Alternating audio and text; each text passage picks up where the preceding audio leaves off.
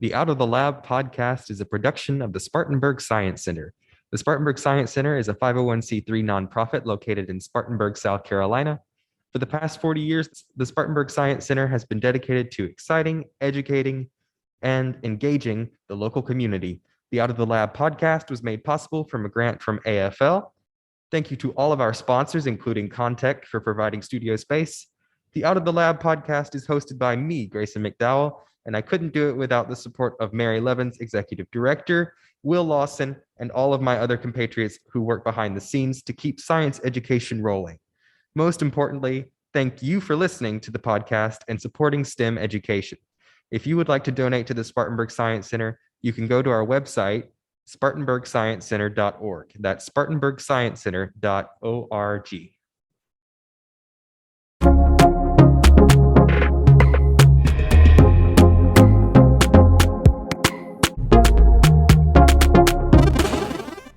Hey everyone, welcome back to the podcast. This is our very first episode, and today I am pleased to welcome Dr. Edward Donovan to the show.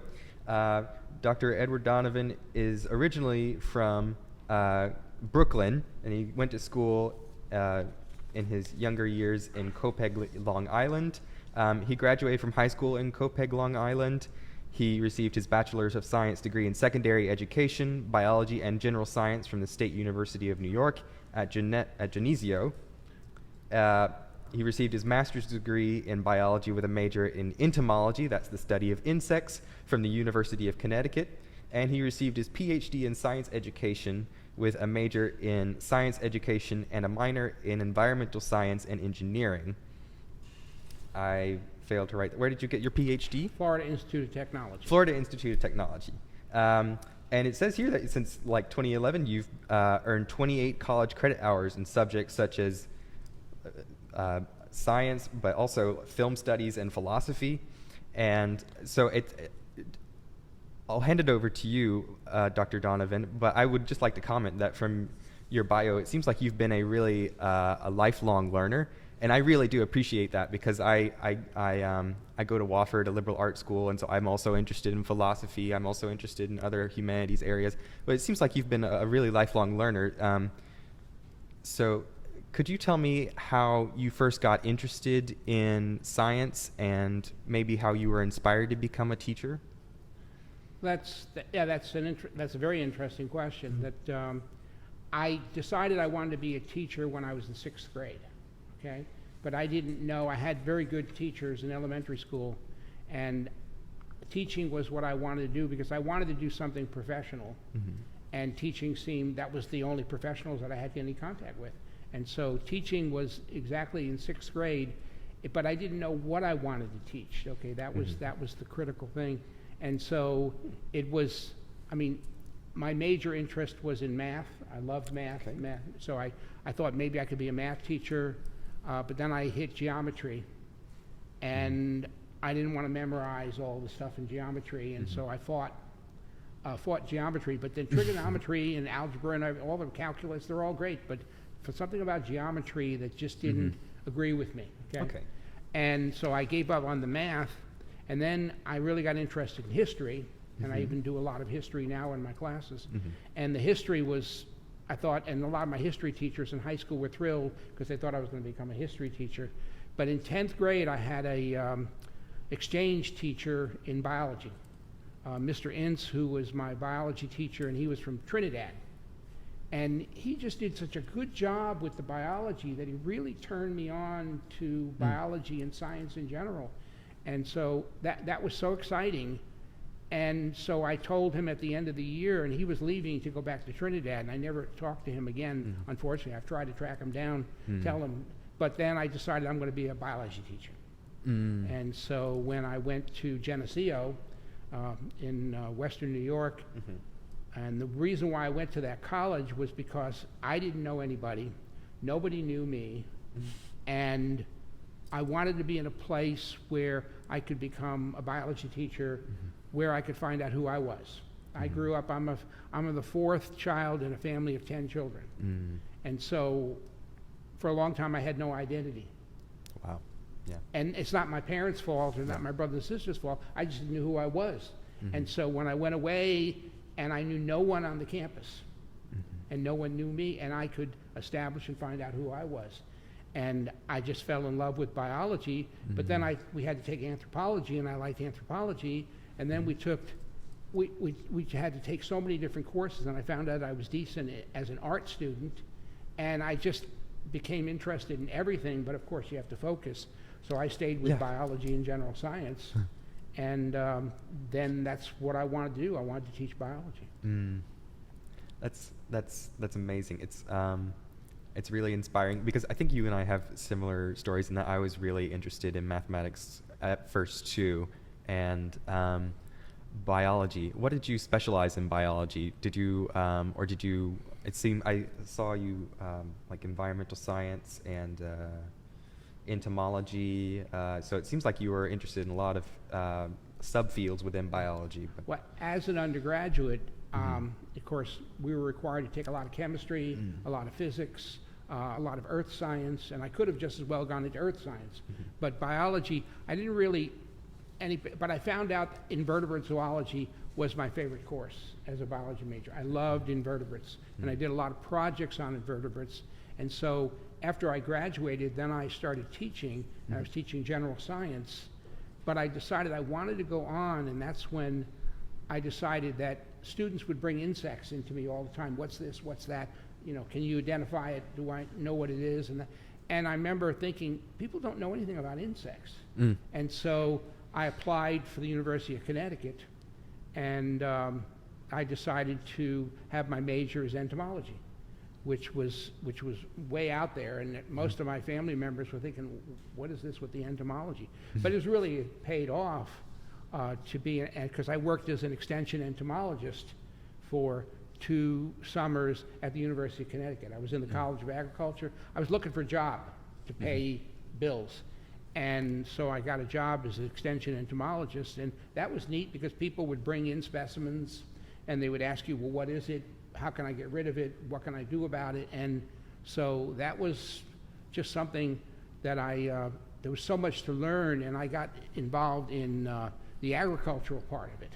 So I was working with pomologists, which study fruit, and the soil people, and I reached out in a lot of different areas, so that when I left University of Connecticut, then I had applied to Peace Corps positions, some VISTA programs. In fact, I was supposedly going to go to Belize and study the citrus fruit fly, and they were going to put me up there, but there was a government problem with the federal government. Things got mixed up, the paperwork and all, and then I had to get a job, and there was a lady who took a leave of absence at Turtle Lot Memorial High School, and I found out about it, so I applied for the position, and it was teaching biology.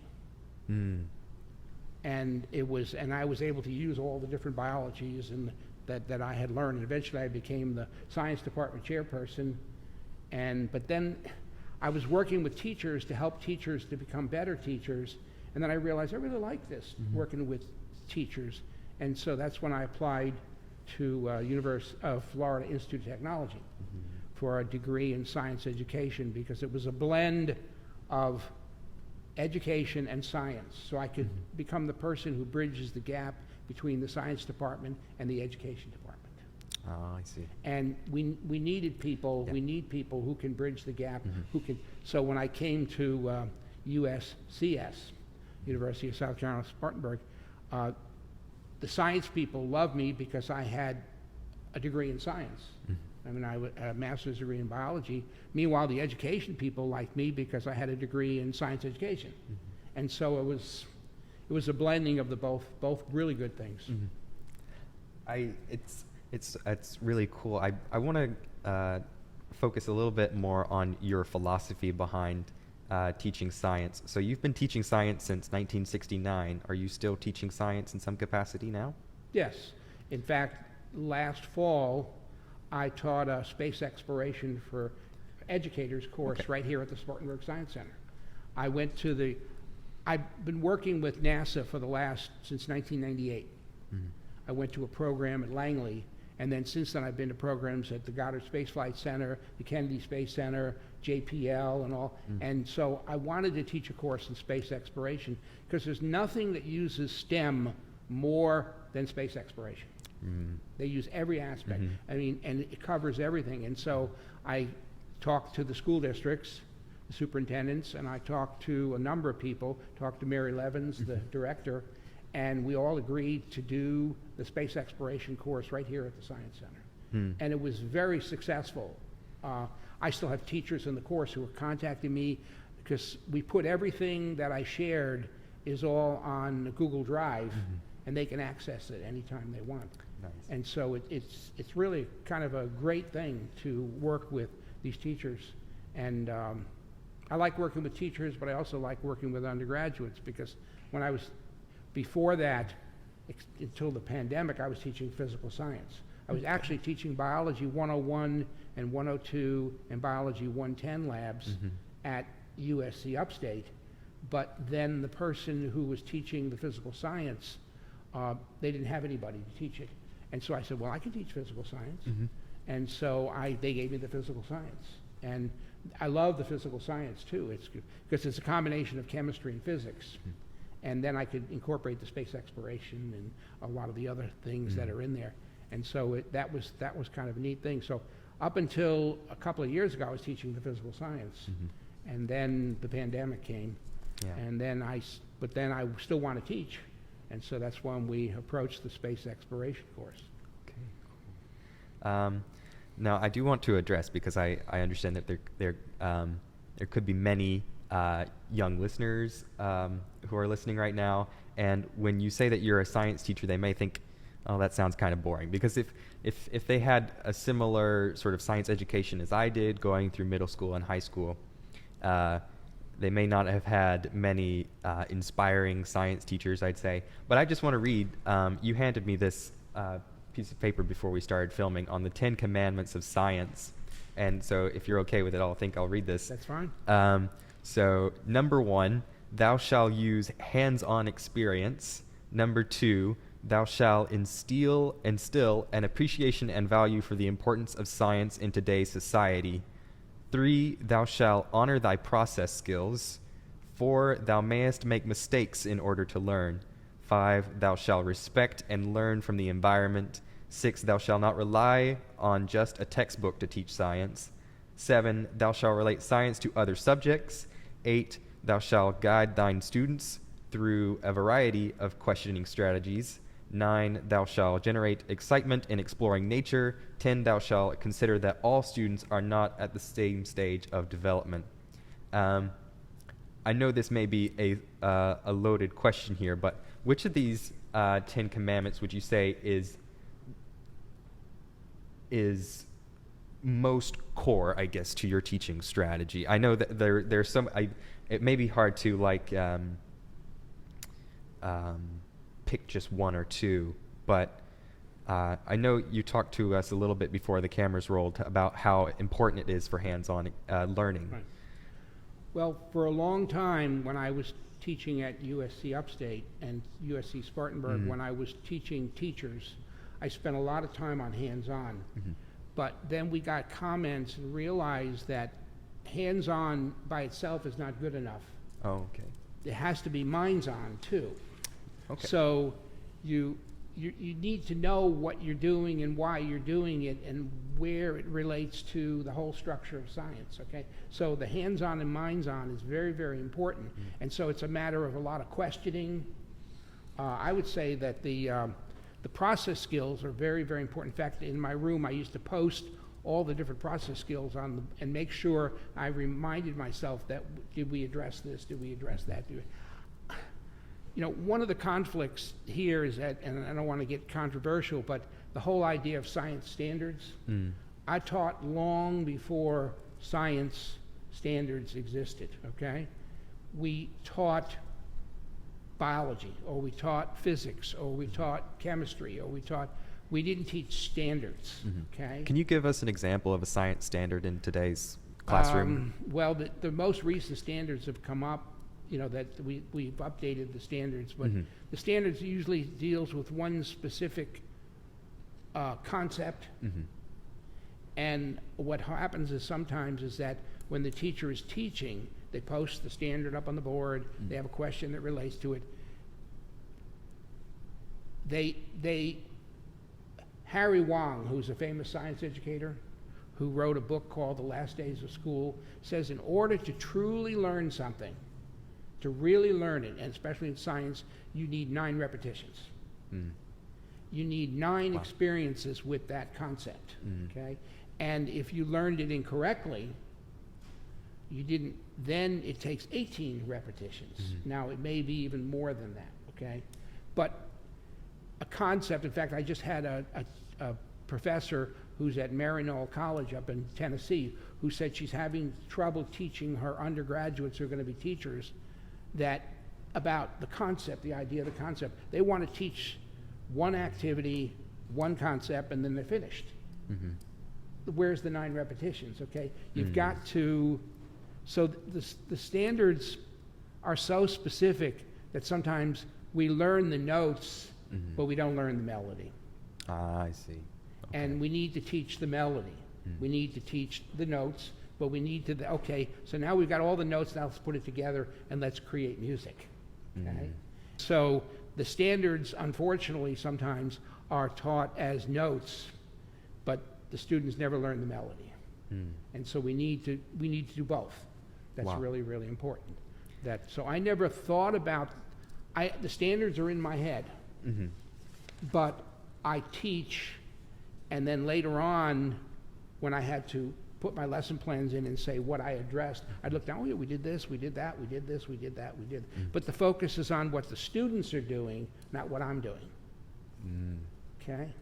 And to me, long-term learning is probably the most important thing. Learn it so you have it for a long time. But unfortunately, sometimes it's not. It's within, if you know about the learning curve at a certain period of time, after about a couple of weeks, about 50% is lost. At the end of a month, about 75% is lost. And so when I teach the undergraduates at USC Upstate, I usually give them a pretest in physical science to see what they're coming in with. Because I need to know what they already know, to know that we don't have to address this, or we don't have to address this. And unfortunately, a lot of times the pretest scores are not very high. So it might average out to about a 30% correct. But then and I shouldn't say this, but then I would incorporate those questions into my final exam. And so I can tease those questions out, and I can see how they've improved. And typically it goes from 30% to about 80%. Nice. Wow. So there's a 50% increase in the learning. Now, some people increase a lot. Some people increase a little bit less. But so standards are necessary, but they shouldn't be, we need to teach the big picture. Right. So even with, it seems like there's a really organic aspect to teaching, even if you have all the schooling and training for being a teacher, and even if you have all of the standards on hand to be a science teacher, you still need to learn how to roll with the punches, so to speak, and make sure that you're staying alongside your students for the entire learning process. You need to, I know when I meet students that I've taught 30, 40, 50 years ago, I ask them, what do you remember from my class? And I do have a lot of, I stay in contact with, that's the good thing about Facebook, is I stay in contact with a lot of my students. And they remember what we did. They don't remember what I said, okay? They remember what we did, because I don't say a lot. We do stuff, and we talk about what we've done and share, and then even when students will come up to me and ask me a question about, I'll say, well, you need to talk to at least 2 other people in the class to find out what they think the answer is, and then come back to me. So you're communicating with the science is not done in a vacuum. Science is a community.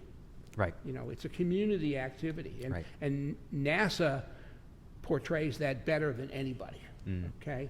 Because when you think about to do a launch to Mars, and I've been to several Mars launches, the number of people, it takes 8 to 10 years, and the number of people, you're talking thousands of people that have been involved in that launch. I mean, it's not just one or two people, it's many people working together, and everybody's job is important. Because if they don't do their job, then the whole thing may fail. So, yeah, and I think that's one of the main reasons why we sometimes look to NASA as sort of a symbol of national unity in some ways, because of how much community is really involved in the process of sending a rocket up into space, or right. So you've been teaching for over 50 years in this really, what seems like a really difficult job. I'm not sure if even I could do something like this. And I want to know what gets you what gets you out of bed in the morning to teach. Is it a particular person in your life, or is it the subject itself? Is it the students? Is it a combination of those? It's a combination of those. Actually, one of the most influential people in my life is my wife.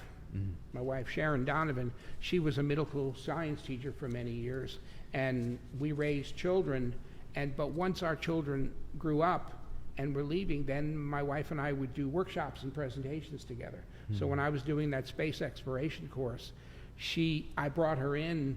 Actually, she was there for the whole course except for one class, and she led the rocketry. She led a lot of the activities because, number one, she knows what I do. In fact, she was a student of mine at one time in terms of when I was teaching graduate courses. She took graduate courses with me. And so we have a similar philosophy. She taught at St. Paul's Catholic School in downtown Spartanburg, and she ran the science lab that was there and did amazing. So we worked together on a lot of things, and it's great when we go to conferences and give presentations, because I know if I'm not feeling well or if I'm not up to it, she can move right in, because we do the same kinds of activities. We have the same philosophy. This 10 Commandments of Science, I mean, that's Sharon Donovan. I mean, there's no question about it. That it's just great to be with someone like her. And I've had a lot of people that have influenced me in my life. I mean, I have a philosophy of education that I have, and part of that philosophy is I've listed the key people in my life that made a difference in my life, that helped me to be where I am. And probably my mom is probably one of the most significant people, because when I was in school, I had difficulty learning how to read. And I went to Catholic school for first and second grade, Roman Catholic school, and they expected you to be able to read in first grade. I didn't get to go to kindergarten, okay? I probably needed kindergarten, okay? And so I couldn't read very well. I remember my mom working with me an hour or so every day, helping me put my letters together, learning how to read, and now I can really read well. Nice. Yeah. But she was a major influence in getting me started. And when I was in junior high school, middle school, now it was junior high then, I was in one day that Mrs. Gowdy, the special ed teacher, they didn't call them special ed teachers, but she called and said, "Ed, you have to come with me, go down to the room." And for 7th grade, most of the year, she worked with me on things, and I guess I had some kind of a learning disability or something that I had more like delayed learning, where I don't learn something very quickly. If it takes you an hour to do, I have to spend 3 hours. And I'm willing to put in those 3 hours to catch up and be where everybody else is. And that's really important. So the major reason why I picked science, the major reason why I picked science was because it was the most challenging subject for me when I was in high school. History was not difficult. Math was not, except for geometry. Math was not difficult. None of those topics or our subjects were difficult. But science, I knew science would always challenge me. And why not do something the rest of your life that's going to challenge you? Wow, okay. And so that's why I focused on science, and it's been fun. I get to play every day. when we're doing space exploration, we get to play. We get to build rockets. We get to imagine we're going to the moon. It's playtime. But it's structured playtime, and it focuses on very, very important ideas and concepts that you can carry with you the rest of your life. Yeah. And so that's real important. Nice. Speaking of playtime, I think you have maybe one or two things that you might want to demonstrate for us today. I think you've brought some things for show and tell. Are you ready? Yeah, I'm very activity oriented. In fact, a lot of times what we do is we do the activity and then we find out what we learned from the activity. Okay. There was a program that came out a long time ago called BSCS, Biological Sciences Curriculum Study, and it was an inquiry-based science. And when I was hired in Connecticut to teach, they had two programs. They had the general biology and then they had the BSCS biology, and I had to do both of them. And I really loved the BSCS because it was inquiry-based. You would pose the question to the students, and you'd say, okay, now what do we got to do to answer that question? What equipment do we need? How are we going to approach that? You know, it was wide open, and it took longer to learn. You didn't learn as much, but you learned in depth. So that depth could transfer over to new avenues. A lot of the science classes were you do a little bit of this, a little bit of that, a little bit of this, a little bit, and you really didn't get the understanding, the true understanding. So I like the BSCS. So I'm basically an inquiry-based teacher. You pose the question, and then you say, okay, what can we learn from this particular question? And that's where the minds-on and the hands-on come together. So I brought with me this. It says on here, it says Ed Donovan, and I built this in 1987.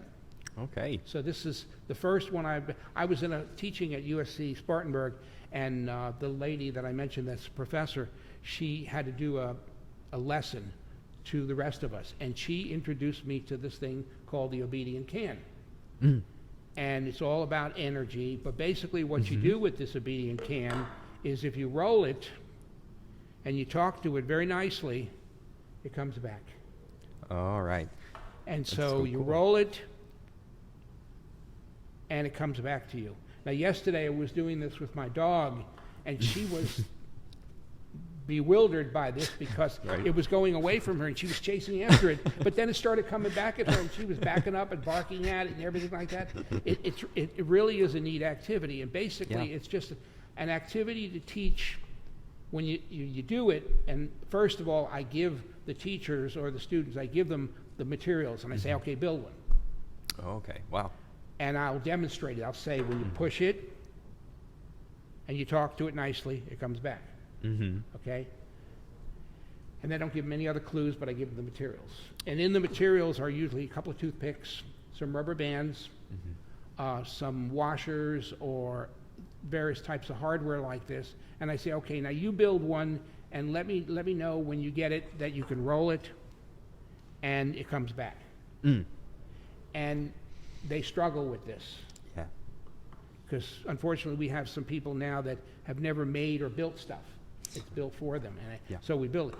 And so then they struggle, and then I show them, I give them some hints. Like I'll say, well, look at this. And I go up and down with it. This is the way it sounds when I go across like this.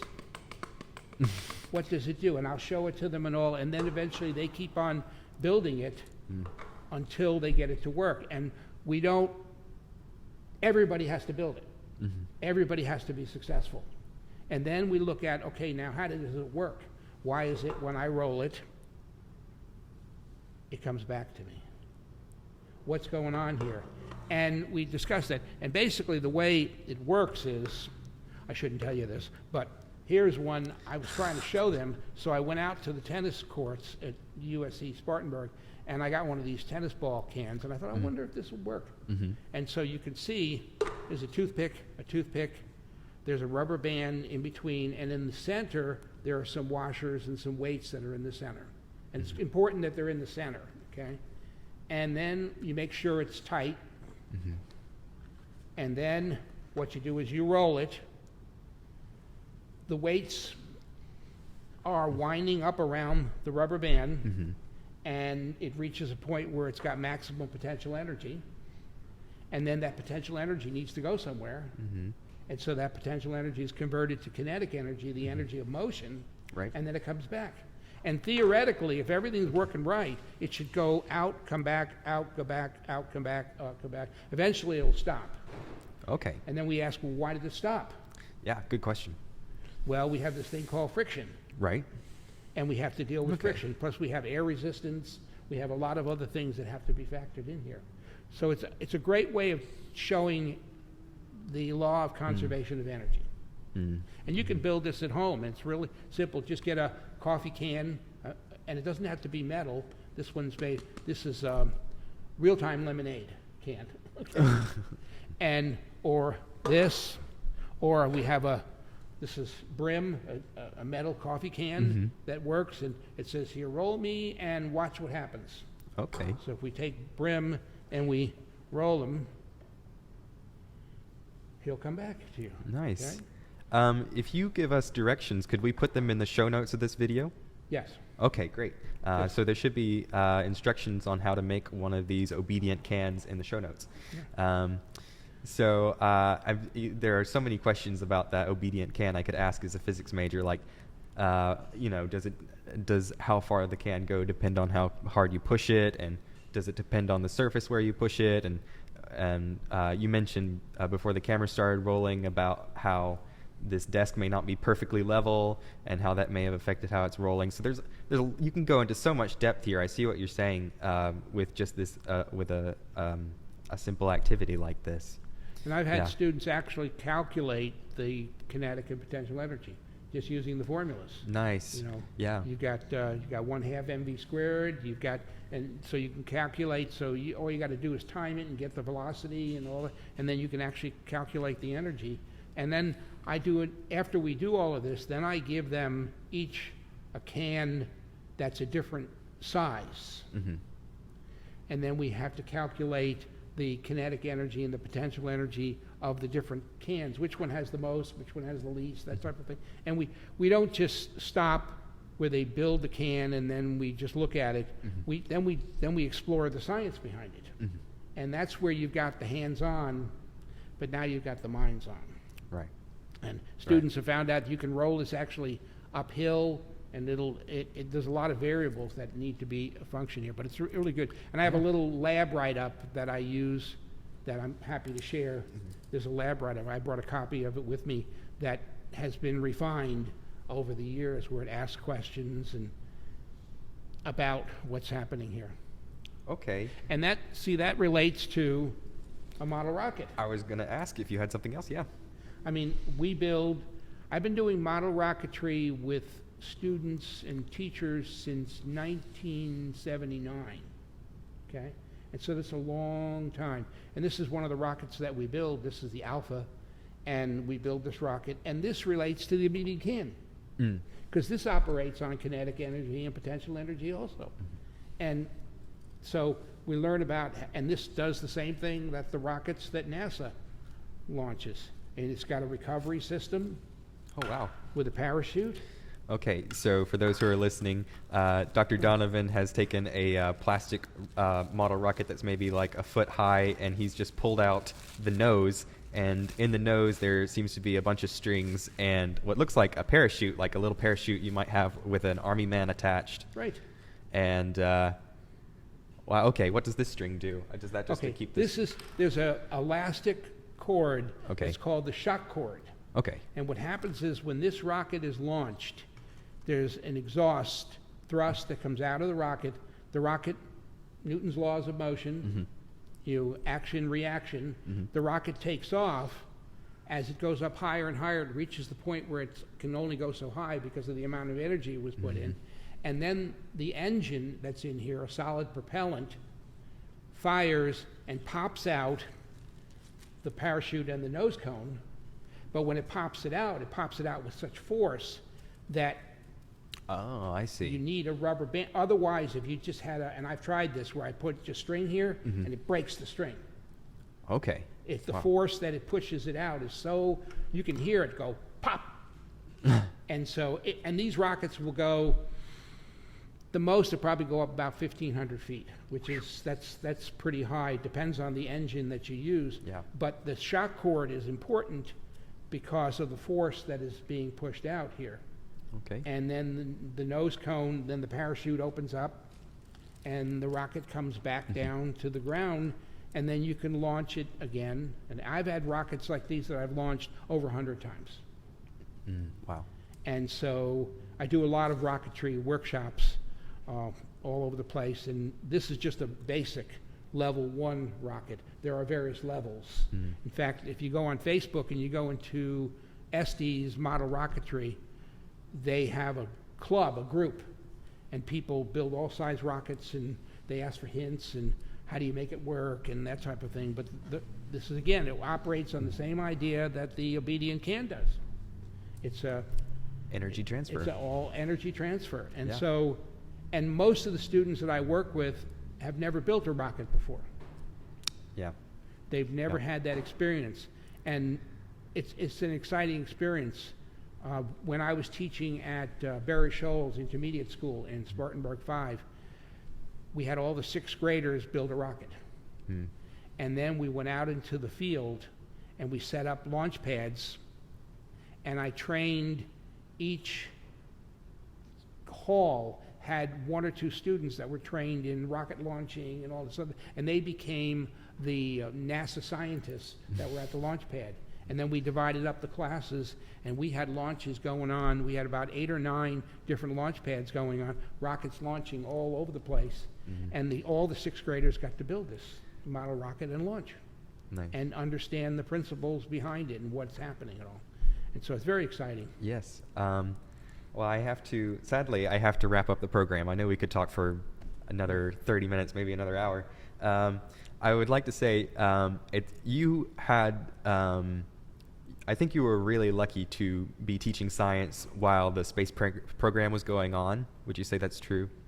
Yes, definitely, because you figure that, I mean, I started teaching in 1969, so there were a lot of things going on in the space program in 1969, like Apollo. I lived through the Mercury program and the Apollo program and the space shuttle program. And in fact, when we lived in Florida, we lived in Melbourne, Florida, when I was going to Florida Tech, we would go drive up to the Kennedy Space Center, and we got to see the launch of the first space shuttle, the second space shuttle. We got to see the space shuttle launches. Now, we weren't in the Kennedy Space Center, we were on the Banana River Causeway, and we could watch it from there, but eventually we could watch it from being launched from our backyard. We'd be out in the backyard, and there's going to be a launch, and why drive up there? And so my family and I, with the children, the 2 boys, and then my daughter eventually, we would go to these launches. And even now, my wife and I, we missed the launch of Perseverance, which has now been on Mars for a year. And we missed that because of the pandemic. But we're waiting. You can only launch to Mars every 2 or 3 years. Oh, okay. Because the window is every 2 or 3 years. I see. So probably there'll be another Mars launch within another year, and we'll request to go. We did see the Mars launch that was in California at Vandenberg Air Force Base. We flew out to Vandenberg, and we were invited by. See, as a NASA educator, one of the things that they gave us was the opportunity to request to be there for launches. And so my wife and I have taken advantage of that. Absolutely. And it's, if you want to have the most amazing experience, you need to go to a rocket launch. You need to see a rocket launch, because it is mind-boggling to watch what's the whole process and all. And we go there, we get to meet all the scientists and engineers, because we're in the VIP section. So we get to work with scientists. We got to meet the gentleman who created the robot arm for Perseverance and created the robot arm for Curiosity. And so it's very exciting to do that.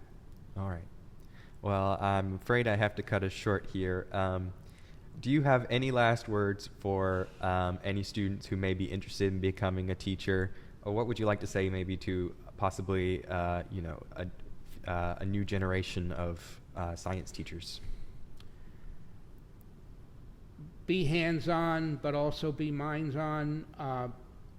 The textbook, I don't teach from a textbook. Mhm. So if you're a teacher, the textbook is a reference. It's a place where you look up information, like the internet. Mhm. The internet is a reference. It's a place where you can look up something that you don't know. Well, that's what the book is. The book should not be the basis of what you do. And encourage your children. When my son Jason was in elementary school, I used to bring stuff home all the time. And I would say, okay, I'm going to teach the class about oobleck, this mysterious non-Newtonian substance that changes state and all. And so I'd bring it and let Jason play with the oobleck. And he would give me insight into what little kids would do. Or when we build the obedient cans, I'd have my children. I try to encourage our own children to build as much as they could and to do as much with learning about how science works and what is it all about. And of course now we have STEM that points out the importance of science and technology and math and engineering. And I've been doing engineering since I started teaching.